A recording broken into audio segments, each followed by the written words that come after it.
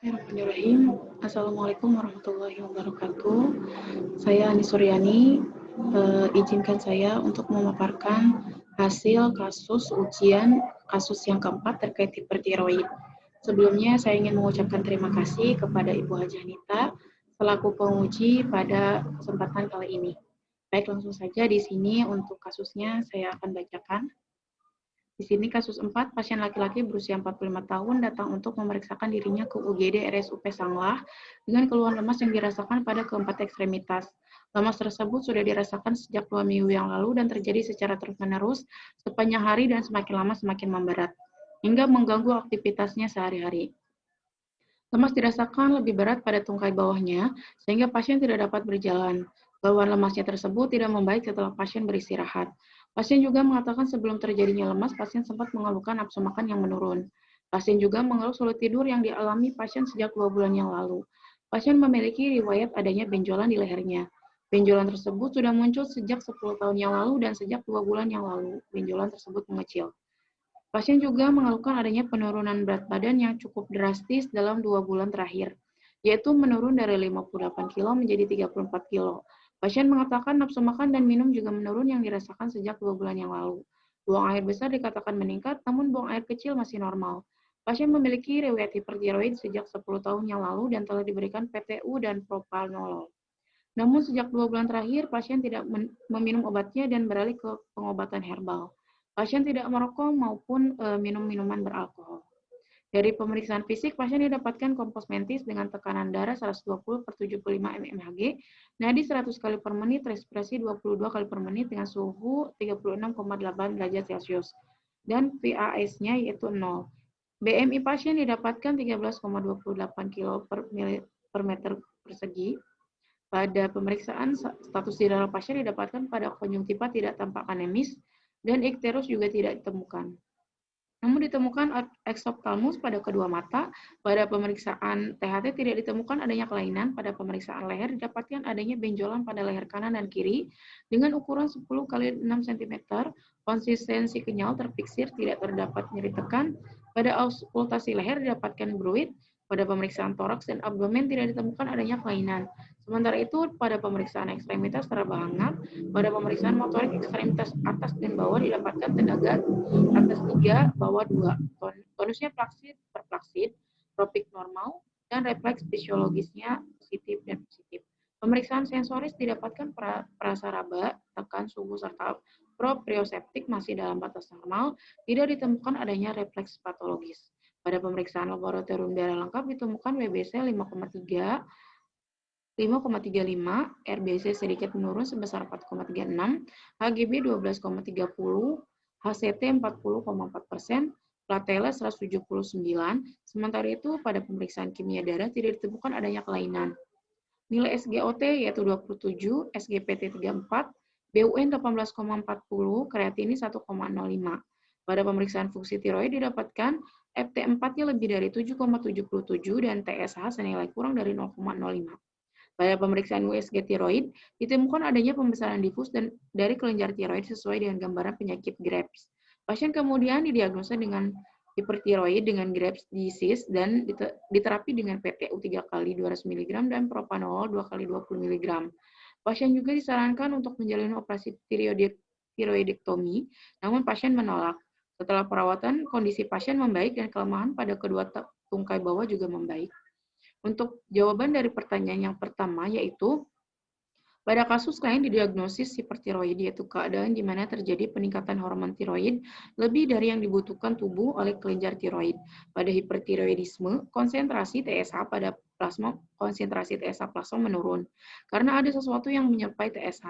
Biasanya bahan-bahan ini adalah antibodi imunoglobulin yang disebut TSI atau thyroid stimulating immunoglobulin yang berikatan dengan reseptor membran yang sama dengan reseptor yang mengikat TSH. Bahan-bahan tersebut merangsang aktivasi CAMP dalam sel, dengan hasil akhirnya adalah tersebut merangsang hipertiroidisme. Karena itu, pada pasien hipertiroidisme, konsentrasi TSH menurun, sedangkan konsentrasi TSI meningkat. Bahan ini mempunyai efek perangsangan yang panjang pada kelenjar tiroid, yakni selama 12 jam, berbeda dengan efek TSH yang hanya berlangsung 1 jam. Tingginya sekresi hormon tiroid yang disebabkan oleh TSI selanjutnya juga menekan pembentukan TSH oleh kelenjar hipofisis anterior. Pada kasus hipertiroid yang dialami klien disebabkan oleh penyakit Graves atau toksi goiter diffus merupakan penyakit yang disebabkan karena autoimun, yaitu dengan terbentuknya antibodi yang disebut dengan tiroid stimulating immunoglobulin tadi, yang melekati sel-sel tiroid. TSI meniru tindakan TSH dan merangsang tiroid untuk membuat hormon tiroid terlalu banyak. Penyakit ini dicirikan adanya hipertiroidisme, pembesaran kelenjar tiroid atau goiter, dan eksoptalmus atau mata yang melotot atau mata menonjol keluar. Eksoptalmus yang terjadi merupakan reaksi inflamasi autoimun yang mengenai daerah jaringan periorbital dan otot-otot ekstraokuler. Akibat bola mata terdesak keluar yang pada kasus dimanifestasikan dengan ditemukan eksoptalmus pada kedua mata, hal tersebut dapat mengakibatkan masalah risiko gangguan integritas jaringan. Pada kebanyakan penderita hipertiroidisme, kelenjar tiroid membesar 2-3 kali dari ukuran normalnya, disertai dengan banyak hiperplasia dan lipatan-lipatan sel-sel folikel ke dalam folikel, sehingga jumlah sel-sel ini lebih meningkat beberapa kali dibandingkan dengan pembesaran kelenjar. Juga setiap sel meningkatkan kecepatan sekresinya beberapa kali lipat dengan kecepatan 5-15 kali lebih besar daripada normal, yang pada kasus dimanifestasikan dengan klien memiliki riwayat adanya benjolan di leher. Benjolan tersebut sudah muncul sejak 10 tahun yang lalu dan sejak 2 bulan yang lalu, benjolan tersebut mengecil. Pada pemeriksaan TSH tidak ditemukan adanya kelainan, sedangkan pada pemeriksaan leher didapatkan adanya benjolan pada leher yaitu dengan ukuran 10 kali 6 cm, konsistensi kenyal, terfiksir, tidak terdapat nyeri tekan. Pada auskultasi leher didapatkan bruit. Pada pemeriksaan laboratorium darah lengkap ditemukan adanya RBC sedikit menurun yaitu sebesar 4,36. Lalu sementara itu pemeriksaan kimia darah tidak ditemukan adanya kelainan. Akan tetapi di sini pada pemeriksaan fungsi tiroid didapatkan T4-nya lebih dari 7,7 dan TSH senilai kurang dari 0,05. Maka dari itu pada pemeriksaan OSG juga terdapat pembesaran difus dari kelenjar tiroid sesuai dengan gambaran penyakit Graves. Hal tersebut dapat mengakibatkan gangguan citra tubuh. Pada hipertiroidisme, kelenjar tiroid dipaksa mensekresikan hormon hingga di luar batas. Sehingga untuk memenuhi pesanan tersebut, sel-sel sekretori kelenjar tiroid membesar. Gejala klinis pasien yang sering berkeringat dan suka hawa dingin termasuk akibat dari sifat hormon tersebut, hormon tiroid yang kalorigenik akibat peningkatan laju metabolisme tubuh yang di atas normal, dari hipermetabolisme mengakibatkan penurunan berat badan, sehingga terjadi defisit nutrisi yang pada kasus dimanifestasikan dengan klien sempat mengeluh nafsu makan yang menurun. Klien juga mengeluhkan adanya penurunan berat badan yang cukup drastis dalam 2 bulan terakhir, yaitu menurun dari 58 kilo menjadi 34 kilo. Klien mengatakan nafsu makan dan minum juga menurun yang dirasakan sejak 2 bulan yang lalu, buang air besar dikatakan meningkat, BMI pasien didapatkan 13,28 kg per meter persegi, bahkan akibat proses metabolisme yang menyimpang ini, terkadang penderita hipertiroidisme mengalami kesulitan tidur, yang pada kasus dimanifestasikan dengan klien juga mengeluh sulit tidur yang dialami pasien sejak 2 bulan yang lalu. Efek pada kepekaan sinaps saraf yang mengandung tonus otot sebagai akibat dari hipertiroidisme ini menyebabkan terjadinya tremor otot yang halus dengan frekuensi 10-15 kali per detik, sehingga penderita mengalami gemetar tangan yang abnormal. Selain itu, hipermetabolisme juga dapat mengakibatkan ketidakseimbangan energi dengan kebutuhan tubuh, sehingga muncullah kelelahan atau keletihan yang pada kasus dimanifestasikan dengan lemas yang dirasakan pada keempat ekstremitas. Lemas tersebut sudah dirasakan sejak 2 minggu yang lalu dan terjadi secara terus-menerus sepanjang hari dan semakin lama semakin memberat, hingga mengganggu aktivitasnya sehari-hari. Lemas dirasakan lebih berat pada tungkai bawahnya, sehingga pasien tidak dapat berjalan. Keluhan lemasnya tersebut tidak membaik setelah pasien beristirahat. Sementara itu, pada pemeriksaan ekstremitas teraba hangat. Pada pemeriksaan motorik ekstremitas atas dan bawah didapatkan tenaga 3/2. Pada kasus dimanifestasikan bahwa klien memiliki riwayat hipertiroid sejak 10 tahun yang lalu dan telah diberikan PTU dan propanolol. Namun sejak 2 bulan terakhir pasien tidak meminum obatnya dan beralih ke pengobatan herbal, sehingga memunculkan masalah ketidakpatuhan. Untuk selanjutnya pada masalah keperawatan di sini langsung saja saya mengambil masalah keperawatan defisit nutrisi. Yang kedua ada keletihan. Yang ketiga ada gangguan integritas jaringan yang diakibatkan karena adanya eksoptalmus. Yang keempat yaitu ketidakpatuhan yang disebabkan oleh pasien yang tidak patuh, yaitu tidak meminum obatnya dan beralih ke pengobatan herbal sejak 2 bulan terakhir. Selanjutnya yaitu mengambil diagnosa gangguan citra tubuh. Mengapa? Karena adanya benjolan sehingga pasien mengalami gangguan citra tubuh tersebut. Selanjutnya di sini untuk tujuan dan kriteria hasil pada diagnosa keperawatan yang utama yaitu defisit nutrisi, yaitu pasien setelah dilakukan tindakan keperawatan selama 5 kali 24 jam diharapkan status nutrisi membaik. Dengan kriteria hasil status nutrisi, porsi makan yang dihabiskan dari menurun menjadi cukup meningkat, verbalisasi keinginan untuk meningkatkan nutrisi dari menurun menjadi cukup meningkat, pengetahuan tentang pilihan makanan yang sehat dari menurun menjadi cukup meningkat, pengetahuan tentang pilihan minuman yang sehat dari menurun menjadi cukup meningkat, nafsu makan dari memburuk menjadi cukup membaik, berat badan dari memburuk menjadi cukup membaik, indeks massa tubuh dari memburuk menjadi cukup membaik, frekuensi makan dari memburuk menjadi membaik. Mengapa saya mengambil diagnosa defisit nutrisi menjadi diagnosa yang prioritas? Karena untuk diagnosa defisit nutrisi itu bisa mengcover atau bila teratasi, mengcover dari keletihan dan juga yang lainnya.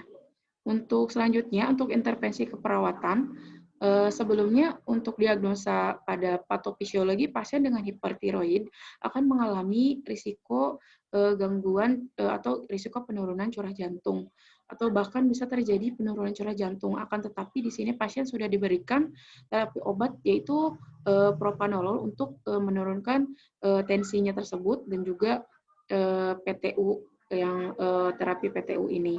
Jadi tidak ditemukan kasus untuk data mayor maupun minor terkait risiko penurunan curah jantung. Di sini juga tidak didapatkan hasil dari EKG pasien yang menunjukkan adanya aritmia atau masalah jantung yang lain, sehingga tidak dimunculkan masalah tersebut. Selanjutnya untuk intervensi keperawatan prioritas, untuk intervensi keperawatan utama saya mengambil manajemen nutrisi, yang kedua promosi berat badan. Untuk intervensi keperawatan pendukung yaitu manajemen diare, karena pasien di sini mengalami peningkatan BAB, lalu ada pemantauan cairan, manajemen gangguan makan, edukasi diet, dan pemantauan nutrisi.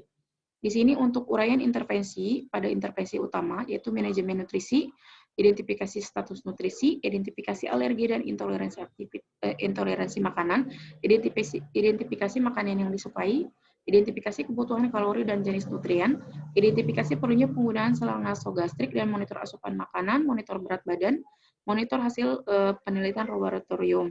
Lalu terapeutiknya lakukan oral hygiene sebelum makan, fasilitasi menentukan pedoman diet, sajikan makanan secara menarik dan suhu yang sesuai, berikan makanan tinggi serat untuk mencegah konstipasi, berikan makanan tinggi kalori dan tinggi protein, berikan suplemen makanan, hentikan pemberian makanan melalui saluran nasogastrik jika asupan oral dapat ditoleransi, anjurkan posisi duduk, dan anjurkan diet yang diprogramkan, kolaborasi pemberian medikasi sebelum makan, misalkan pereda nyeri atau antiemetik, kolaborasi dengan ahli gizi untuk menentukan jumlah kalori dan jenis nutrien yang dibutuhkan jika perlu.